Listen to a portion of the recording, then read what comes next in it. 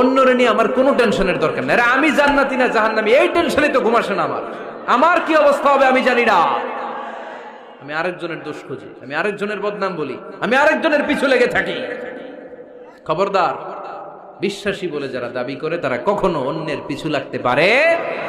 খেয়াল রাখবেন, কেউ যদি পিছু লেগে থাকে ও আজীবন পিছেই থাকবে। পিছু লাগা মানে কি? ও সামনে না আমি সামনে? কথা বোঝে নাই বোধহয়।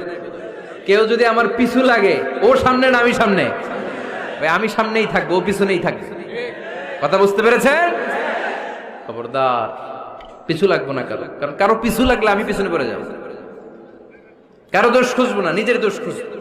আমার কি সমস্যা, আমার কি ইমপ্রুভ করা দরকার, আমার কি ডেভেলপ করা দরকার, আমি নিজেকে কিভাবে সাজাতে পারি, এই নিয়ে থাকবে আমার টেনশন।